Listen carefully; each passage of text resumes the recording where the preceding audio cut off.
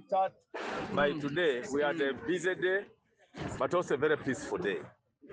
At the end of the day, TESO gave us 19 for constituency MP, 9 for district woman MP, and 9 for LOC5. Karamoja, 12 for constituency MP, 6 for district woman MP, 4 for LOC5. Lango, 10 for MP, 5 for district woman MP, 3 for LOC5. Acholi, 19 for constituency MP, 5 district woman MP, 5 LOC5. West Nile, 19 constituency MPs, 10 district woman MPs, and 8 LOC5.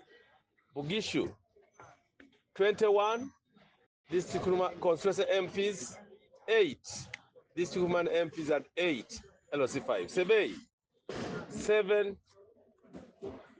MPs, 3 district woman MPs, 5 LOC5.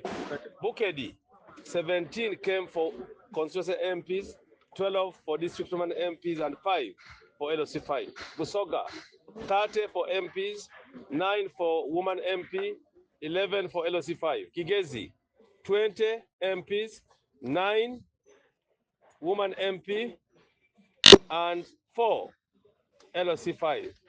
Mukono, 3 MPs, 4 woman MP, 1 LOC5.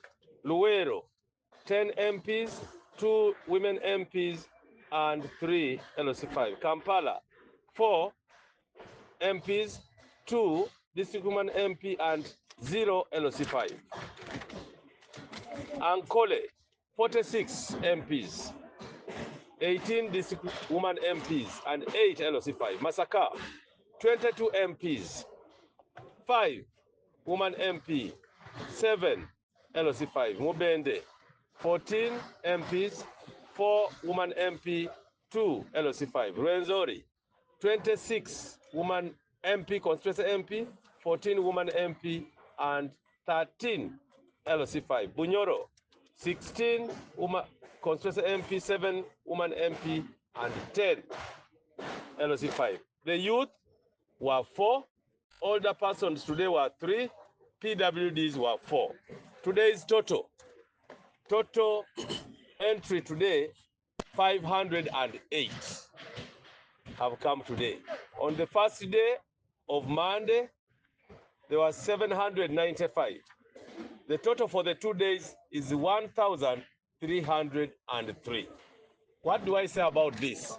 The NRM is too popular to be defeated by mediocrities.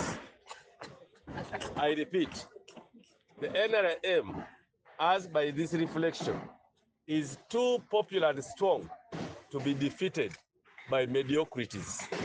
And any thinking of any political party defeating NRM when they cannot raise candidates in all positions is a fallacy.